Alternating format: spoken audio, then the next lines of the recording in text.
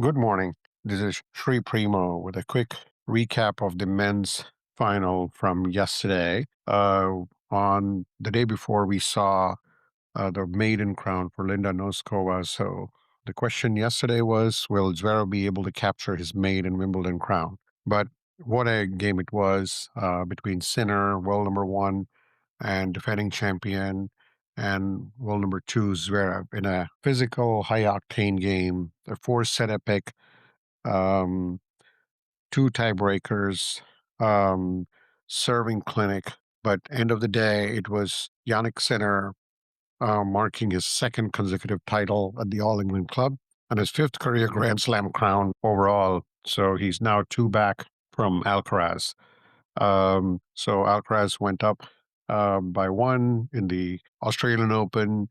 The French Open went to Zverev, and then Sinner gets this one. So it's always been close, 6-4 before the year started. Now it's 7-5. So the race is on. I think the other players definitely have to step up. And I thought Zverev, if he had won his second one yesterday, would have definitely staked his claim. But it was Sinner who was the victor yesterday. As I mentioned before, it was a serving clinic. For the first two sets, the match was just relentless. Each person trying to crank out serves. Zverev had some of his first serves were up to like 139 miles per hour. But Sinner was, again, equally just blasting his serves, 15 aces of his own. But let's get down to quickly a set by set recap. Lasted 3 hours and 46 minutes under the sunny London skies. The weather was beautiful. Sinner was able to defend his crown, but in the first set, it was such a battle between each of them. Each of them could find a weakness, or a break point, or here and there. The court was very slick.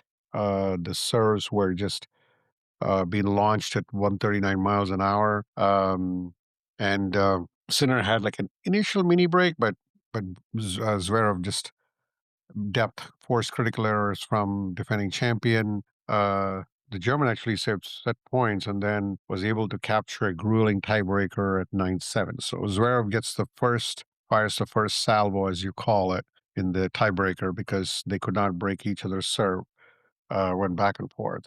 Um, in the second set, I thought Zverev, if he had put some pressure on Sinner, taking a 2-0 lead, he would have definitely put some distance between him. Makes it very difficult to win a best of five.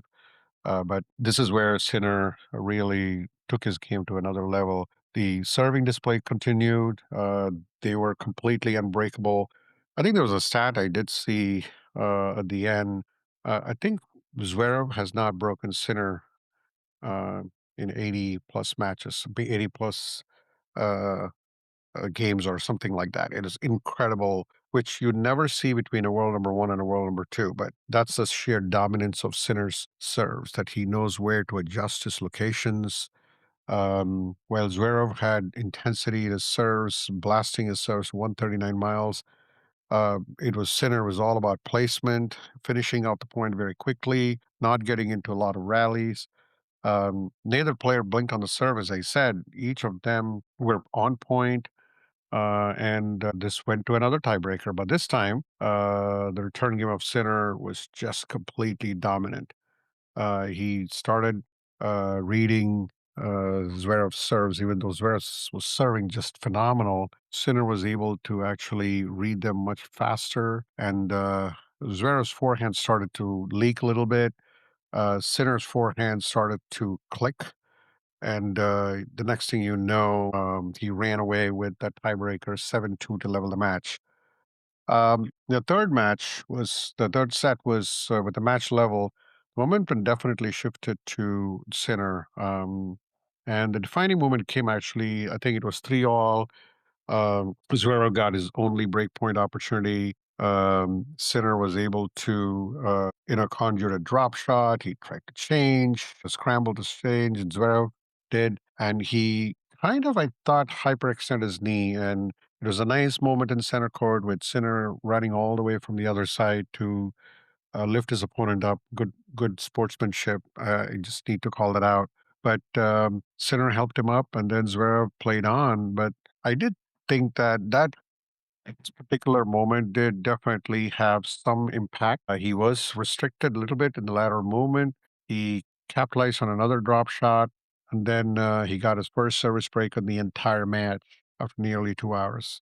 And Zverev could not do much at all. And after that, Sinner was able to serve it out at 6-3.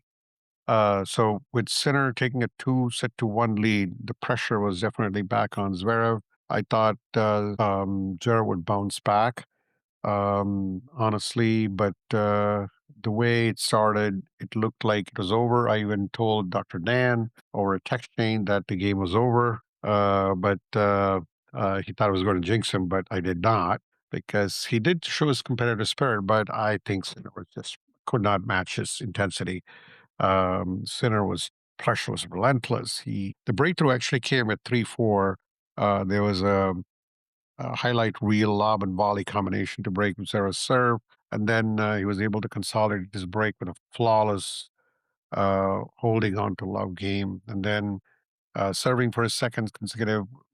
I thought, I mean, Dr. Dan thought Dr. Sinner would be much more, uh, Zverev would give everything, but I really didn't see much there at all. I think the injury had something to do with it. I'm not going to put it blame on the injury, but I think Sinner was just ice cool, got his 100th Grand Slam victory with the blistering forehand down the line before falling back to the grass. So Sinner wins 6-4 in the fourth set and wins it 3-sets-to-1. When you think about winners, Sinner had an incredible 58 winners to just 25 unforced errors, while Zverev had 49 winners, a lot more unforced errors, obviously, and that's what it is. Remarkably, Sinner did not drop his serve a single time across both the semifinal and the final.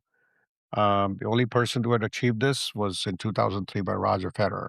So definitely in great company there.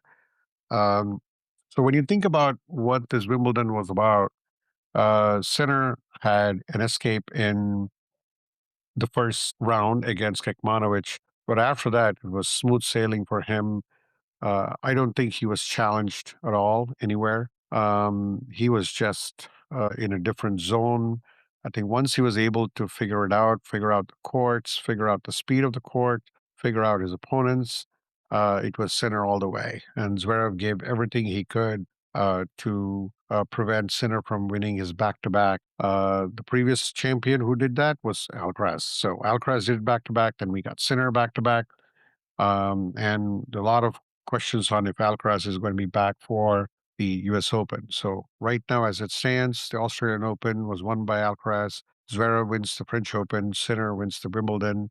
It's 7-5, as I mentioned, 7-5-1. Right now, those are the three players who have won Grand Slams in a while right now. And of course, there's Djokovic still lingering around.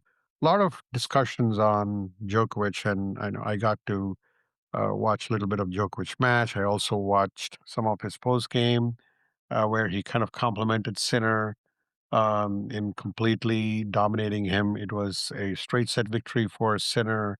The question was uh, in his quest for number 25 with Sinner and Alcaraz, what should Djokovic do? I mean, again, he's the greatest of all time, but still with his age creeping up, but he's still able to hang with a lot of the younger players. There are two players who are a little tad above him. I mean, you saw how in the US Open last year, you had Alcaraz beating Djokovic, and then in the Australian Open this year, Djokovic was actually the final. He managed to beat Sinner in a best of five. So it's not that he's far away from either two of them. So the a lot of the calls for him to retire, I don't think so.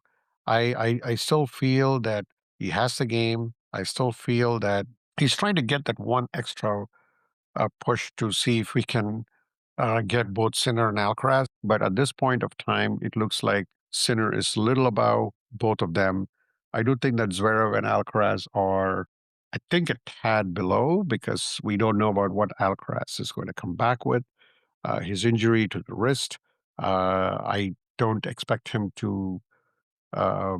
really go and win another Grand Slam at least this year. I would be shocked if he wins the U.S. Open. Just thinking about what I see from Sinner in the Wimbledon this year, um, I don't think Alcaraz can match up with him at this point. I mean, I do think that Alcaraz is going to be number three right now. So depending on what the seedings comes for U.S. Open, if he chooses to play, I'm sure that Alcaraz is going to play a tune-up tournament here and there before he's going to test it out on the U.S. Open. Or he may actually miss the U.S. Open entirely and decide to rest up rest of the year and then maybe test it out during the Labor Cup. Maybe that's a possibility. But I don't see Alcaraz playing the U.S. Open at this juncture. I mean, just there are some videos of him playing, but no one knows anything in what shape he is. He could still hit the ball, of course. I mean, with the wrist, he could hit the ball, but can he compete at the highest level is what the question is. But the story today is Sinner winning back to back, getting to number five. Uh, there is still a lot of players ahead of both Alcaraz and Sinner, but right now they are the two most dominant players. And for Sinner, just battling through that French Open when he lost to Cerundolo, and then battling through the first round in Wimbledon. What a moment for him! What a moment for his team, Darren Cahill, who's going to be his coach at least until 2026. That's what he said. So we'll see if he'll come back in 2027. But I think Cahill has brought a good thing for him, for Sinner. I mean, a lot of balance. I mean, he's coached a lot of the greats. So Sinner is definitely thriving under Cahill. But it's very interesting perspective I heard from Sinner on what would have happened if he had lost his Wimbledon. And he did say that, hey, it's still a great achievement. So the fact that you have two players, like, and especially Sinner and Alcaraz, who have who are very comfortable with where they are, whether they win or lose, that speaks volumes of both of them. That speaks volume of the baton being passed from the big three to the big two right now. And plus Zverev. I mean, I think Zverev is still the third best player in the world right now. I mean, right now he should be number two because with Alcaraz injury. So that's where we are with Wimbledon. We wrap it up. We wrap up the the season for Wimbledon with both the men's and women's. You got Noskova winning her first maiden crown. You had Sinner winning his back to back.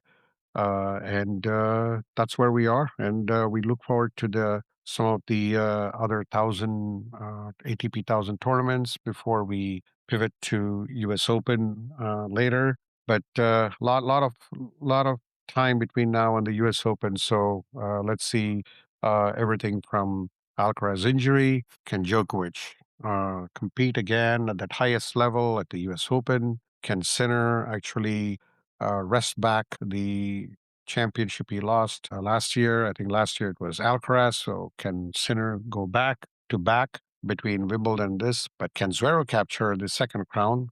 Or will it be another player like an FAA? I mean, who played really amazing. I mean, he lost to Djokovic in that mammoth game in the quarterfinals, and he's already been in the semifinals in the U.S. Open last year. So there's a lot of things that we see. Will there be any other player like with the hard courts coming in? Will we see a Fonseca or a Hodar making a run in the U.S. Open? So a lot of great storylines that are going to be unfolding. So looking forward to that. Looking forward to those updates as well. But for now, wrapping up the Wimbledon recaps. Thanks again for listening. Thanks again for supporting. It's a lot of folks have subscribed, so please do subscribe at Primo's Musings. I really appreciate the support. Thanks again. Have a good rest of the day.